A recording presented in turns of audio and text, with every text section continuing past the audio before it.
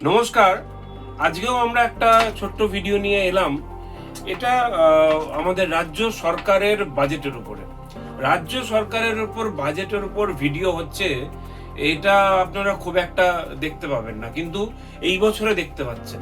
আমাদের রাজ্যে বাজেট নিয়ে আলোচনা, রাজ্যের বাজেট নিয়ে আলোচনা গত 50 বছরে যে সমস্ত সরকাররা শাসন করেছে, গত 15 বছরের একটা সরকার, তার আগে 34 বছরের একটা সরকার, তারা সেই উত্তেজনা ক্রিয়েটই করতে পারেননি।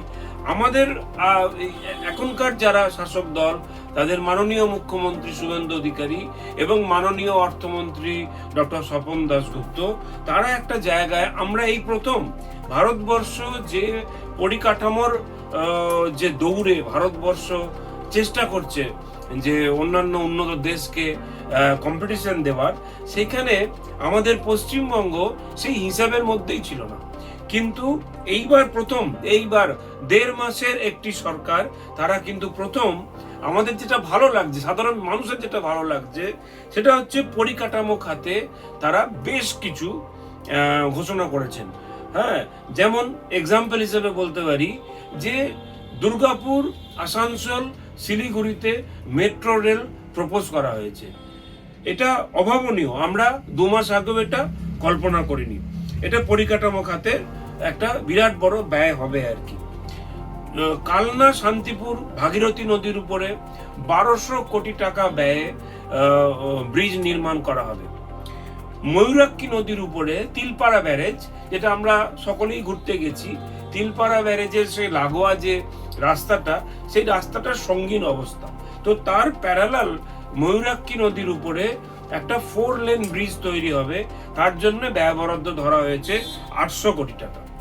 হলদিয়া নন্দীগ্রামের উপরে একটা ব্রিজ তৈরি করার পরিকল্পনা করা হয়েছে। মনে রাখতে হবে যে, এটা খুব মনে রাখা দরকার যে একটা সেতু, একটা বড় ব্রিজ কিন্তু একটা জমির সঙ্গে একটা জমির সংযোগ ঘটায় না। এটা ইকোনমিক্যালি অত্যন্ত বেনিফিশিয়াল হয়, অর্থনৈতিকভাবে তার দুই দিকে যে সমস্ত ব্যবসাদাররা আছে প্রচন্ড বেনিফিশিয়াল হয়। বিশেষ করে এইসব সমস্ত বড় বড় নদীতে যখন এই ভটভটি বা নৌকার উপরে মানুষের জীবনযাত্রা ডিপেন্ডেন্ট। আপনারা কিছুদিন আগেই শুনেছিলেন যে কালনা শান্তিপুরে একটা নৌকার ঘাটে, এগুলো প্রতি বছরই ঘটে থাকে এবং যথেষ্ট মানুষ মারা যায়। তো এই মানুষ মারা যাওয়া তো আমাদের জিএসডিপির পক্ষে তো ক্ষতি। তো সেটা একটা সেতু হওয়া মানে ইকোনমিক্যালি একটা অত্যন্ত বড় ব্যাপার। উত্তরবঙ্গে যেটা অ্যানাউন্স করা হয়েছে, আপনারা জানেন যে আমাদের উত্তরবঙ্গ, ওখানে কিন্তু গ্রোথ ইঞ্জিন। তার কারণ এটা ট্যুরিজম, শিল্প, যে কোনো ব্যাপারে উত্তরবঙ্গের কিন্তু বিরাট বড় অপরচুনিটি রয়েছে। ট্যুরিজম তো বলার কোনো দরকার লাগে না। উত্তরবঙ্গের মানুষের দীর্ঘকালের যে দাবি, AIIMS, all India institute of medical science, সেইটা রাজ্য বাজেটে প্রপোজ করা হয়েছে। এবং যেটা প্রপোজ করা হয়েছে, শিলিগুড়িতে আইআইটি এবং আইআইএম স্থাপন করা হবে। তো এটা উত্তরবঙ্গের ক্ষেত্রে বিরাট বড়, ওখানে ইকোনমিক অ্যাক্টিভিটি আরো জোরদার হবে। ঝাড়গ্রামে আদিবাসী বিশ্ববিদ্যালয় তৈরি করবার প্রপোজ করা আছে। মনে রাখতে হবে যে এই যে 2 মাসও হয়নি যে সরকারটা এসেছে, সেই সরকারটার মাথার উপরে 8,15,000 কোটি টাকার ঋণ আছে। তো এই ধরনের রাজ্য সরকারের কাছে তার প্রথম বাজেটে বিরাট কিছু করার অবকাশ নাও থাকতে পারে। তা সত্ত্বেও কিন্তু মাননীয় রাজ্যের অর্থমন্ত্রী, তিনি 4,38,000 কোটি টাকার একটা বাজেট পেশ করেছেন।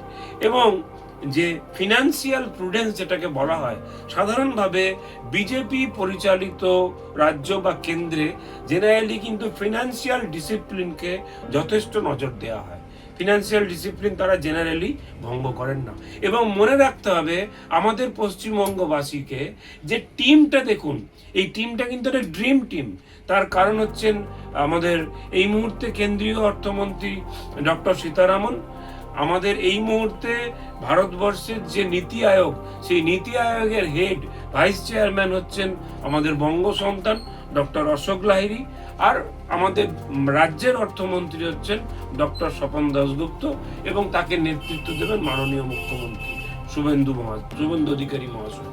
তো এই যে টিম, এটা কিন্তু পশ্চিমবঙ্গের প্রতিটি যুবক যুবতীকে নতুন করে স্বপ্ন দেখতে শেখাচ্ছে, এবং তাদের যে হতাশা পুরো প্রজন্মের মধ্যে, যারা মাঝবয়সী এবং কম বয়সী যে হতাশা, এবং প্রতিটি আবাসন কমপ্লেক্স, প্রতিটি পাড়া যে বৃদ্ধাশ্রম হয়ে গেছে, সেখান থেকে একটা অন্যরকম কিন্তু উত্তেজনা, একটা ভালো কিছু ঘটবে, একটা ফিল গুড ফ্যাক্টর, সেটা কিন্তু এর মধ্যে আছে।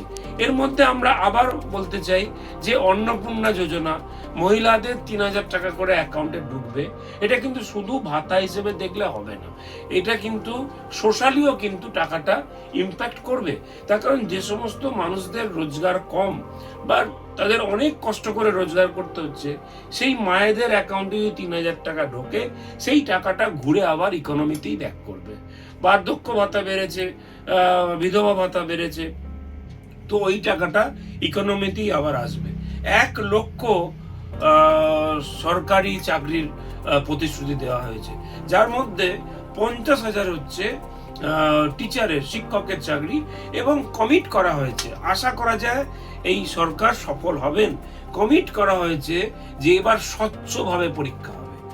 ঠিক আছে, তো 50,000 শিক্ষক, 20,000 পুলিশ, এই যে পঞ্চায়েত ডিপার্টমেন্টে প্রায় বোধহয় 6,000, এইটা যে সরকারি চাকরি, এটা প্রতিশ্রুতি দেওয়া হয়েছে।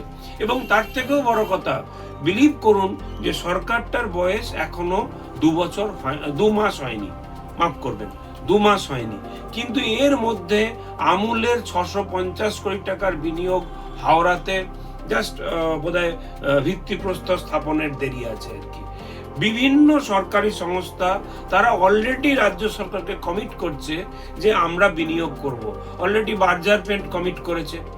আদানির খোদ করণ আদানি এসে মাননীয় মুখ্যমন্ত্রীর সঙ্গে মিটিং করে গেছেন, তার মানে তারা পোর্ট সেক্টর বা এইসব জায়গায় বিনিয়োগ করবেন।